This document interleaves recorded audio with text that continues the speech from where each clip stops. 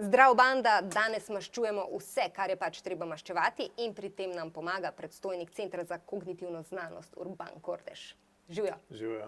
Po Instagramu smo spraševali mlade naše gledalce, kaj jih zanima glede maščevanja, in najpogostejše vprašanje je bilo, kako se maščevati bivšemu ali bivši. Mislim, da najbolj pametno na svetu ne se maščevati.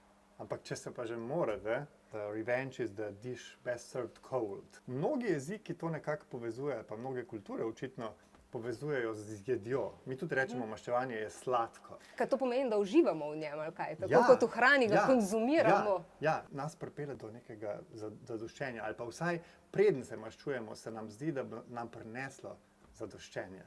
Ampak zakaj se sploh hočemo maščevati? To je eno od zelo zanimivih vprašanj kognitivne znanosti, raziskovanja duševnosti.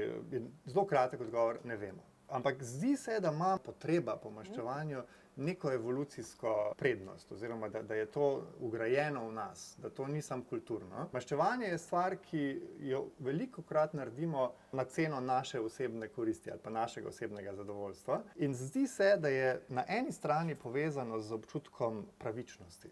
In občutek pravičnosti, nekaj, kar je za tem, nekaj evolucijskega, je pa občutek, ki se zdi, da našo družbo drži skupaj. Pomeni, da vsak, ki nekaj slabega naredi, bo dobil tudi nekaj slabega nazaj. In med jezo. Jeza pa ni tisto, kar bi znotraj družbe človek zelo priporočal. Torej, maščevanje je nekje vmes, je neka odložena jeza, ampak hkrati pa nekako igra na ta naš občutek pravičnosti. Tukaj nekje vmes je maščevanje, ali pa mogoče obstaja več vrst maščevanja, ne vemo. Ne? Hladno, toplo in Ja, vroče, ki še ni okusno, potem pa hladno, ki pa je slastno. Najbolj kruta in neprijetna maščevanja so tista, ki so dolgoročna, kjer se nekdo razmisli dobro, kaj bo naredil in potem se spusti svojemu nasprotniku. Ja, in oba dva bosta prerasla nekje v eni godlji. Mi potem čutimo potrebo po maščevanju, zaradi tega, ker imamo občutek, da se nam je zgodila krivica. Ja, potreba po maščevanju nekomu vključuje to, da temu človeku mi priznavamo, da je nekaj zelo pomembnega za nas. Da je samostojno bitje, da je avtonomno bitje, da je bitje s svobodno volje. Ne vem, tajfunu, ki ti je uničil hišo, se ne boš maščeval. Težko. Ja, ker mu ne priznavaš svobodne volje. Tismu človeku pa se ti zdi, da bi lahko on boljš naredil, da bi lahko drugače naredil. Tisti, ki reče, meni je vse en za to, kar se mi je zgodilo, ne, in mi je čisto vse en za tega človeka, ki mi je prizadel, ampak maščeval sem pa bom in bolj tako, ne verjamem v ti. Ja, jaz to ne bi verjel. Ja, ta človek ti je zelo pomemben, to se zavedajte. Kako premagati to, da se potem ne maščujemo, čeprav je v nas Nevroznanstveniki bi to postavili v ta sprednji del naših, ta najnovejši, najmlajši del naših možganov, ki med drugim zna tudi poskrbeti to, da zaustavimo ene stvari. Ene stvari, ki nam vse govori, to je treba zdaj narediti. Jaz mislim, da najboljši recept je, da zelo dobro sledimo, kakšne bodo posledice našega delovanja. Mi navadno, ko se v nas kuha ta jed maščevalna, vidimo samo prvi korak. Kaj se bo zgodilo s tistim, ki bomo maščevali? Pozabimo pa to, da bo to seveda začelo eno kepo snežno valiti. Brez dvoma bomo mi v njej, bom jaz v njej, če se lotim maščevanja. Ampak takrat, ko smo prizadeti, je to toliko hudo.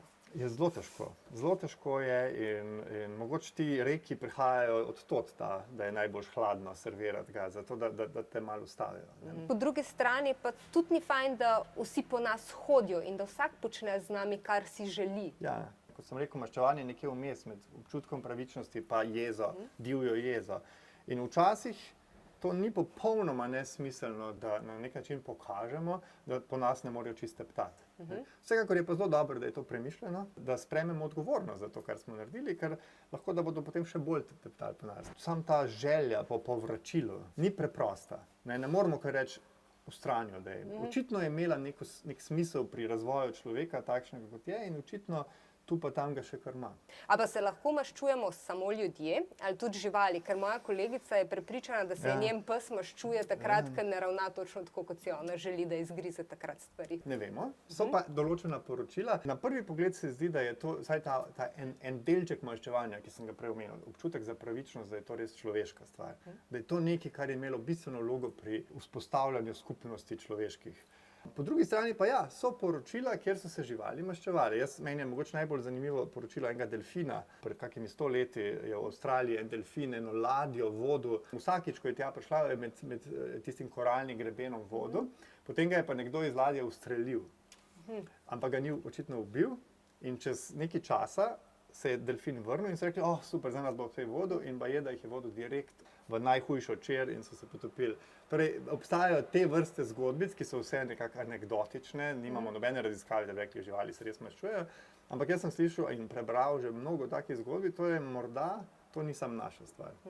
Ampak v vsakem primeru, tudi če se živali ne maščujejo, je lepo, če z njimi ravnamo pravično. Ja, zakaj pa do živali ne bi bilo neke pravičnosti in zakaj ne bi mi nazaj dobili, če nismo bili dobri do njih. V športu imamo tudi maščevanje. In komentatorji večkrat rečejo, da se je nekdo na tekmi maščeval za prejšnjo tekmo, ne s tem, da je zmagal. A je to dejansko maščevanje ali je to zgolj šport?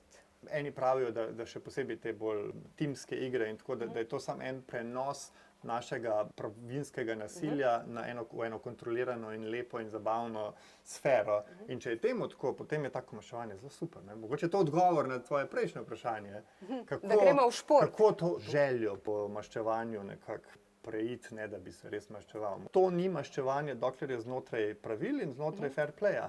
Seveda pa obstajajo tudi izven tega razne strategije športnikov. Ne? Več o tem boste izvedeli v naslednjem pogovoru, ko bomo govorili o e-športih, ampak midva še nisva končala. V kulturi in v popkulturi je tudi veliko maščevanja. Že v Hamletu je maščevanje, pa maščevalci so zdaj bili zelo popularni. Zakaj tako stremimo k neki kulturi, ki pa upoveduje maščevanje? A mi doživljamo skozi to neko katarzo za lastno življenje ali kaj drugega? Moje mnenje je, da točno to. Jaz se spomnim, ko sem bil še, to je zdaj mogoče ni ravno primer kulture, ampak ko sem bil še zelo tak najstnik in v 20-ih, jaz sem zelo rad gledal filme, kjer so partnerko enega bivšega Navy Seala ubili in potem je on, ki je bil sicer že upokojen, se lotil in se je potem seveda pomaščeval. Recimo John Wick, zdaj trenutno, ko sem mu psa ubil. In je neka slast za tem, občutek, da navijaš za pravičnega.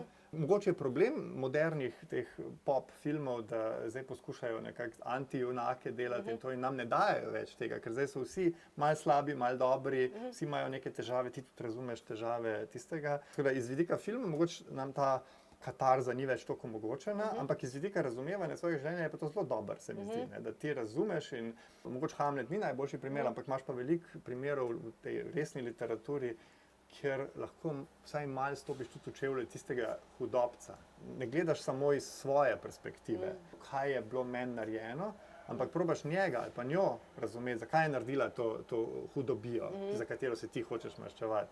In če ti to uspe, stopiti v čevlje tistega, ki se mu želiš maščevati, to je pa en zelo visok dosežek za človeka. In mogoče nam literatura nekatera lahko pri tem pomaga. A je boljše potem za nas, da se odpovemo maščevanje in neke stvari pogoltnemo, ali je boljše, da se maščujemo? Taki odgovori, kaj je boljši in slabši, so velikokrat zelo slabi, zaradi tega, ker potem pa ne narediš tega, kar je bilo predpisano in se še slabš počutiš. Ne? Zdaj pa sem se maščeval, zdaj pa vem, da se ne bi smel maščevati in zdaj mi še to, že itak ta proces maščevanja, kot sem rekel, bo pripeljal do trpljenja na obeh stranih.